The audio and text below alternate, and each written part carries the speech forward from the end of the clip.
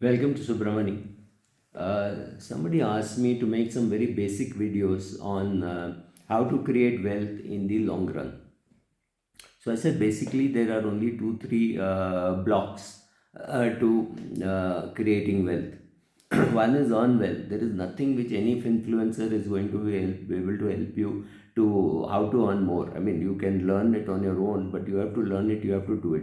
Whether you get well educated and therefore take up a job, you create your own business, you play cricket, you act in films, whatever. The earning well is a very important thing, and it is very important that when you earn well, you should be able to spend sensibly and save money. Saving is extremely important because if you are not taught how to save for whatever reasons, your parents didn't teach you, you didn't learn, or your parents were too stingy, so therefore you completely rebel and now you don't want to save even 1 rupee. Your parents were big spendthrifts, so you didn't learn how to save. Whatever be the reason, you have to save, and it's very important that especially when you're young, the saving ratio, which means the amount of money that you save out of what you earn, could be 10% to 90%, whatever.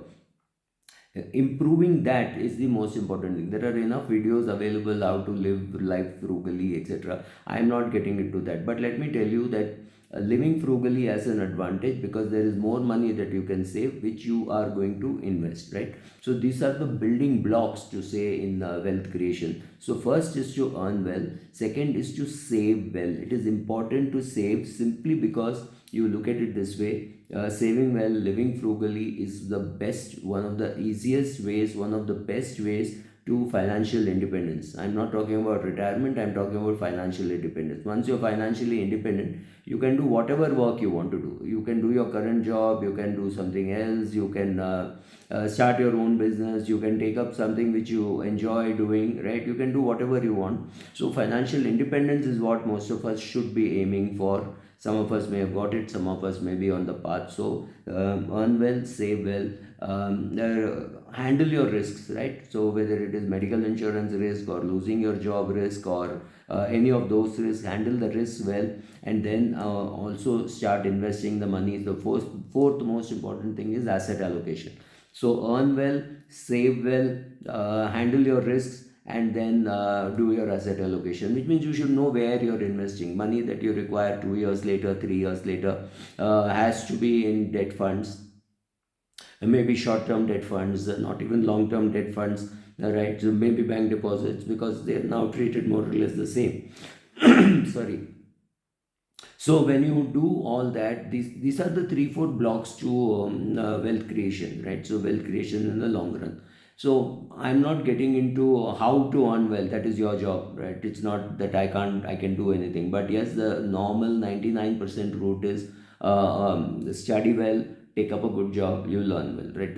That's how it works. Maybe join a startup, whatever you have guts to do, whatever. To be on your own requires more guts. So maybe your parents will allow you, whatever it is. But if you don't earn well, you're not going to create wealth in the long run. So don't get into these traps that if you do a 5,000 rupee SIP for next 235 years, you will create wealth. Yes, you will create wealth, you will not be around. So you have to put big amounts of money, you have to put it in proper assets, and you have to have the discipline to stay through bad times, right? So if you do all these things, you will create wealth. So the block one is to earn well, and understand that earn well, save well, handling risk, and then investing. This all these steps, you have to get them right. It is A into B into C into D. It is not that I got one thing right, I earned very well, I saved very well, but I kept all my money in the bank fixed deposit, or I kept all my money in the post office scheme. Doesn't work. So asset allocation is as important as earning well. Handling risk. So you, oh, I did everything, I earned well, I spent frugally, I saved money, and I invested it well, but I did not take adequate insurance. So I had a portfolio of 5 lakhs and my father fell ill and the full 5 lakhs got wiped out.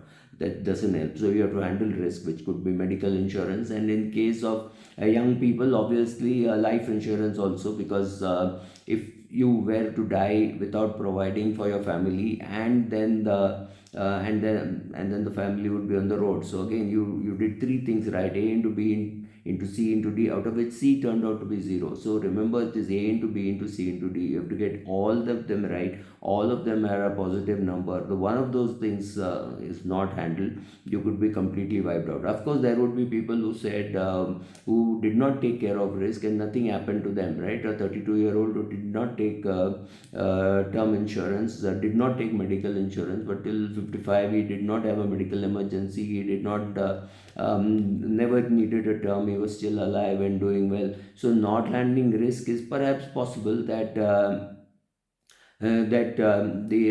wealth creation process still happened, but that's chance, right? You're much better off taking term insurance, taking medical insurance, because this is not going to get you something. These are not investments. These are very clearly things which are going to be, let's say, non-negative, right? So you did not take insurance, nothing happened, you're lucky, you're not smart.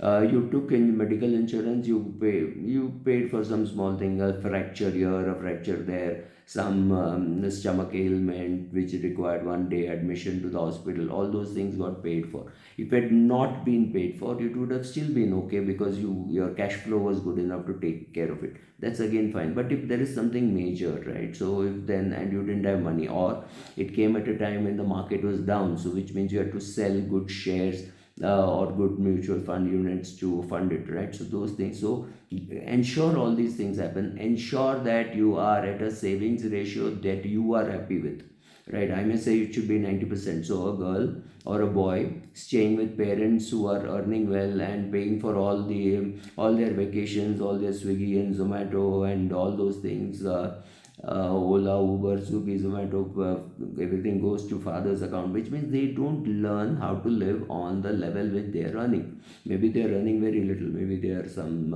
sport. They are taken to sports. Maybe they are a coach, right? So then these people don't make so much of money. But yes, if your children, if you are earning very well, you are maybe a chartered accountant, an MBA, you're a corporate carrier, you have a 25 lakh salary. That's different from somebody who's got maybe a 5 lakh rupee income.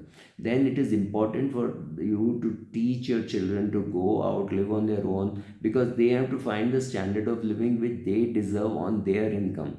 Right now they are living on your income and your standard of living, your house, right? So they don't need to know how to live on less. So teaching children all that, so yes, they will earn well, they will save well, but they have to save well after spending for requirements which they have according to their ability, their vacations, their rent, right? So if you have to teach them all that. Saving is very easy when you're staying with parents, and the whole income which you get, whether it is 2 lakhs per month or 20,000 per month, everything becomes the yours. So from that, maybe you spend nothing because your Ola and Uber is going to your dad's credit card. That's not what I'm saying. I'm saying, well, maybe you're earning 20,000 rupees, you have to learn to pay rent, save money, etc. Then it's not easy. But if you're staying with your parents, then yeah, 90% saving is also possible, because the whole income that you get, you're not touching. Teaching children how to save, teaching children how to save after meeting expenses out of their income, not parental income. All that is the job of the family. I'm not saying the father has to teach or the mother has to teach. Maybe you sit down with your children and teach them everything. You also learn in the process. Your spouse also learns where the money is kept, what, how it is to be invested, etc. So internal family financial communication is as important as external. I mean, I keep saying we'll soon have the budget, but the budget doesn't really matter. Nirmala Sitharaman's budget does not matter as much as the budget which you make with your family, right? So that's important. So earn well. For that, whatever you have to do, get better at your work, get better qualification, get better education, get to a better location, whatever you have to do that to earn well. Learn how to save well, handle your risk, and then handle your asset allocation. We will talk about each one of them separately. We've already done that many times, but I thought I'll create this building block of creating wealth, so that you can share it with your children, with your friends' children, with your nephews, nieces, whoever it is, right? So this is step one. I think there are 4 steps, so 4, 5 steps maybe. So I'll do them all one by one. Thank you.